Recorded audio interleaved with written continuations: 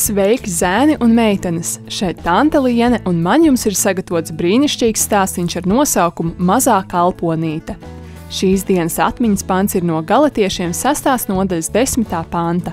Tajā rakstīts: Tad, kamēr mums ir laiks, darīsim labu visiem, bet sevišķi ticības biedriem.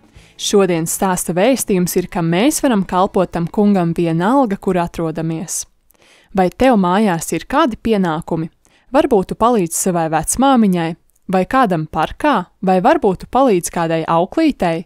Arī mazajai kalponītei bija pienākumi. Mazā meitenīte pārlaida skatienu pār virtuvi, kas bija daudz lielāka nekā tā, kas bija viņas mājās. Tur viņa bija palīdzējusi savai mammai gatavot ēdienu un cept maizi. Tad meitenīte apskatīja ēdamistabu. Tur viņa redzēja lielu ēdamgaldu, un arī tas bija daudz lielāks nekā tas, kas piederēja viņas ģimenei. Meitene redzēja kaktā stāvošu slotu un skaistus traukus, kas stāvēja uz galda. Viņai labi sanāca slaucīt grīdu un saklāt galdu. Viņas māma meitenītei bija iemācījusi, kur nolikt bļodas, krūzes un šķīvjus.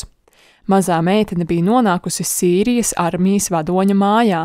Viņš bija ļoti svarīgs vīrs un drosmīgs kareivis, kas nesen bija vedis savu armiju kaujā pret Izrēlu un bija šo kauju uzvarējis.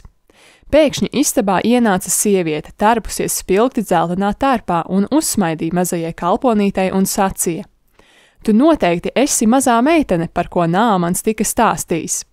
Es esmu viņa sieva, un tu būsi mana palīdze. Nāc, mazā kalponīte, es tev parādīšu, ko darīt. Sieviete izveda mazo meiteni cauri garam gaitenim. Viņa norādīja uz gultām, kurus vajadzēja saklāt, uz grīdu, ko vajadzēja izslaucīt, un uz mēbelēm, kurus vajadzēja notīrīt. Tur bija atstātas arī drēbes, kuras vajadzēja izmazgāt un izkārt žāvēties, un mazā kalponīte darbus darot drīz vien jutās atvieglota. Viņa bieži vien darīja daudz darbus un strādāja daudz stundu, taču meitene nereizi nekurnēja un nesūdzējās. Viņas vecāki bija iemācījuši meitenei būt par priecīgu palīgu un paveikt savus uzdevumus pēc iespējas labāk. Nāmans un viņa sieva abi ieraudzīja, cik strādīga bija mazā kalponīte. Viss, ko viņa paveica, bija izdarīts perfekti. Viņa nepadevās, ja kāds pienākums bija sarežģīts, un viņa nekungstēja un nesūdzējās, un vai ziniet ko? Meitenīte pat smaidīja, kamēr viņa pildīja savus pienākumus.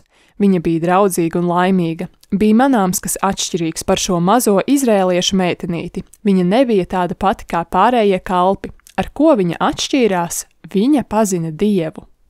Mazā kalponīte kalpoja tam kungam, neskatoties uz to, kur viņa atradās – mājās, Izraēla zemē ar savu ģimeni vai Sīrijā, vadoņa Nāmana un viņa sievas namā. Mazajai kalponītei bija iespēja dusmoties uz Nāmanu par to, ka viņš aizveda viņu prom no viņas ģimenes, taču viņa uzticējās Dievam un vēlējās viņam kalpot, neskatoties uz to, kur viņa atradās. Arī tu vari kalpot tam kungam vienalga, kur tu esi. Tu vari palīdzēt mājās, nomazgājot traukus pēc ēdienreizēm vai piedāvāt notīrīt putekļus no mēbelēm. Vai arī tu varētu paspēlēties ar savu brāli vai māsu un padalīties ar savām mantām ar draugiem. Tu vari būt draudzīgs pret bērniem, kas atrodas spēļu laukumā, un uzsmaidīt viņiem. Visos šajos veidos un visās vietās tu kalpo tam kungam. Tu vari pagodināt Dievu, kur vien tu dodies.